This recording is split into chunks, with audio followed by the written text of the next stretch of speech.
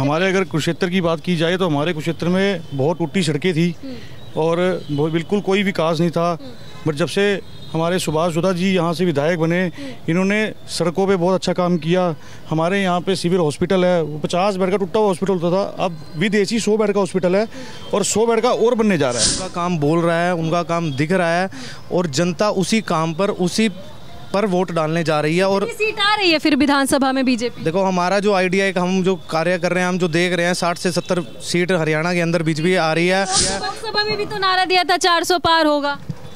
चलो वो तो कुछ कमियां रह जाती हैं, कुछ हो जाती हैं, सारे मिलके करेंगे। केजरीवाल को भी जमानत मिल गई है तो अपनी पार्टी के लिए प्रचार प्रसार करने हरियाणा आएंगे क्या? केजरीवाल के बाहर आने से टोटल बीजेपी को फायदा होगा। कैसे? कांग्रेस की वोट काटेगा वो पूरे। हाँ, अलग हो गए और पीछे भी आप पंजाब लो, दिल्ली में लो, किसको नुकसान हुआ? कांग्रेस को। मोदी जी जन जन के नहीं, पूरी जनता के प्यारे हैं। राहुल गांधी के बारे में क्या बोलना है? राहुल गांधी के बारे में हम हमारे से क्यों बुलवाओ? नहीं क्यों, वो भी तो बोलेंगे। वो एक नहीं, कुछ नहीं है। आप बोलना चाहेंगे? उनको कोई बोलने की वो नहीं है, उनके अंदर नेता के दरअसल गुण ही नहीं है। अब देखो अमेरिका में बैठ के वो इतने बड़े लीडर बनते हैं, राहुल गांधी को पसंद नहीं करते ना? बिल्कुल नहीं पसंद करते। आप पसंद किसको करते हैं? पसंद मोदी जी को और मोदी जी के आइडियोलॉजी को और भारतीय जनता पार्टी की कार्यशैली को हम पसंद करते हैं कि जिनमें मतलब एक सेवा भाव है। हरियाणा में कितनी सीट आ रही है इस बार बीजेपी की? 60 या 70 सीट। 60 से 70 सीट आएगी। हाँ। अच्छा देखिए, ये भाई साहब कह रहे 60 से 70 सीट आएगी, 90 में से। मैं राहुल गांधी पर आती हूँ। राहुल गांधी लगातार कोशिश में है कि जनता उस पर भरोसा करे। आप अभी कह रहे थे कि आपको राहुल गांधी पसंद है, मेरे को बहुत पसंद है क्योंकि वो एक बहुत अच्छे कॉमेडियन है और वो जनता को हमारे मन लगा के रखते हैं और हमें बड़ा मजा आता है। तो हम मेरे को वो बहुत पसंद है, यूथ को वो बहुत पसंद। पार्टी के लोग कहते हैं कि हमारे नेता कैसे हो, राहुल गांधी जैसे हो, और लोग कहते हैं कि राहुल गांधी आने वाला भविष्य है। उनके पार्टी के लोग कहते हैं, उनके समर्थक कहते हैं कांग्रेस। देखो वो उनको लग रहा है, लेकिन हमारे लिए, हमारे यूथ के लिए तो वो एक पूरे कॉमेडियन है। वो जिस तरह से जुल्म और वो चुटकुले सुनाते हैं, युवाओं को बहुत पसंद आते हैं। तो पिछले 10 सालों में आप कह रहे सुभाष सुधा जी 2 बार रहे हैं विधायक, इस बार फिर से प्रत्याशी हैं बीजेपी के। क्या लग रहा है इस बार कांग्रेस कैंडिडेट अशोक अरोरा को टक्कर दे पाएंगे? बिल्कुल दे पाएंगे और मैं सिर्फ कुरुक्षेत्र की जनता से भी यही विनती है कि वो विकास के कार्यों पे वोट डाले।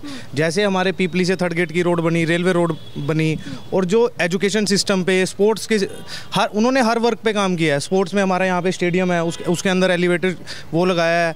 कॉलेज यहाँ पे बन रहे हैं, नर्सिंग का कॉलेज बना है, महिला कॉलेज बनने जा रहे हैं। क्षेत्र में या फिर हरियाणा में कह सकते हैं कि बीजेपी ने विकास भी किया। और जो युवाओं के लिए सबसे बड़ी बात थी, वो बिना खर्ची और बिना पर्ची के यहाँ पे भर्तियां हुई हैं।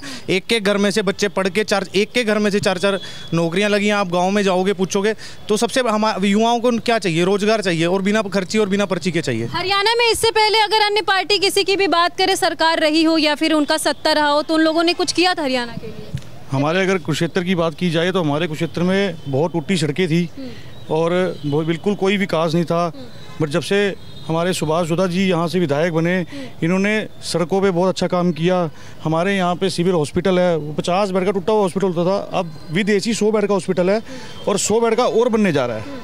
तो और हर तरीके से हमारा एलिवेटेड ट्रैक बन रहा है कि फाटक पे हमें बहुत समस्या होती थी। कई बार तो आधा घंटा हमें शहर में जाना है। हम जब स्टडी करते थे, ट्यूशन पे जाना होता था, हम खड़े रहते थे। यानी कि आप लोग साफ तौर पे ये कह रहे हैं कि जो बीजेपी प्रत्याशी सुभाष सुधा जी हैं, उन्होंने यहाँ पर काम किया और आप लोग उनको फिर से चुनना चाहते हैं? बिल्कुल काम किया है, उनका काम बोल रहा है, उनका काम दिख रहा है और जनता उसी काम पर उसी पर वोट डालने जा रही है। और सीट आ रही है फिर विधानसभा में बीजेपी? देखो हमारा जो आइडिया है कि हम जो कार्य कर रहे हैं, हम जो देख रहे हैं 60 से 70 सीट हरियाणा के अंदर बीजेपी आ रही है। लोकसभा में भी तो नारा दिया था 400 पार होगा। चलो वो तो कुछ कमियां रह जाती हैं, कुछ हो जाती हैं, सारे मिलके करेंगे। लेकिन इस बार 60 से 70 सीट हरियाणा में आने वाली है और नायब सैनी जी दोबारा मुख्यमंत्री बनने जा रहे हैं। कांग्रेस की कितनी सीट आएगी? कांग्रेस की सीट आएंगी, 20 सीट आएंगी। मतलब कांग्रेस पार्टी पर भी लोग, जनता जो है वो भरोसा करती है, मानते हैं? इसका देखो, ये तो 10 साल की सरकार है ये, और 10 साल की सरकार के कुछ एंटी कॉम्पेंसी चली जाती है, लेकिन इतनी नहीं। जहाँ तक आपने केजरीवाल की बात करी थी, मेरा अपना आंकलन है कि केजरीवाल के बाहर आने से टोटल बीजेपी को फायदा होगा। कैसे? कांग्रेस की वोट काटेगा वो पूरे। हाँ, अलग हो गए और पीछे भी आप पंजाब लो, दिल्ली में लो, किसको नुकसान हुआ? कांग्रेस को। जहाँ जहाँ भी आम आदमी पार्टी ने नुकसान किया तो कांग्रेस का किया। हरियाणा में कांग्रेस को ज़्यादा नुकसान होगा और बीजेपी को उनके बाहर गिराने का फायदा होगा। इससे और दूसरी सुभाष सुधा जी की जो एक और खासियत है, सुभाष सुधा जी को पूरे हिंदुस्तान से कोई भी बड़ा संत, कोई भी बड़ा साधु यहाँ ये कह दे आके कि सुधा जी हमने यहाँ 1000 कुंडी यज्ञ कराना है, ये धार्मिक अनुष्ठान करना है, सुधा जी कह देते हैं हो जाएगा। और वो इतने धार्मिक विचारों के व्यक्ति हैं, पूरा परिवार, उनके बेटे, उनकी पत्नी लगातार इनका, आप ये देखो काम की बात है, लगातार इनका कम से कम भी 25 साल से नगर परिषद पे चेयरमैन नहीं। विनेश फोगाट किस विधानसभा सीट से चुनाव लड़ रही है? ऐसा है, अगर मैं खेलते इधर उधर तो खड्डा भी है आगे, ऐसा कुछ नहीं है, कुछ भी नहीं होना, वो हारेगी वहाँ। उसके बराबर कविता खड़ी होगी, वो ये तो नहीं कविता, तो ऐसा कुछ नहीं। फोगाट हार जाएगी? बिल्कुल हारेगी। तो देखिए लगातार जनता की एक ही आवाज़ है, वो है भारतीय जनता पार्टी की जीत। फिलहाल जब रिजल्ट आएगा आप सभी देख ही लेंगे कि कौन जीत रहा है, कौन हार रहा है।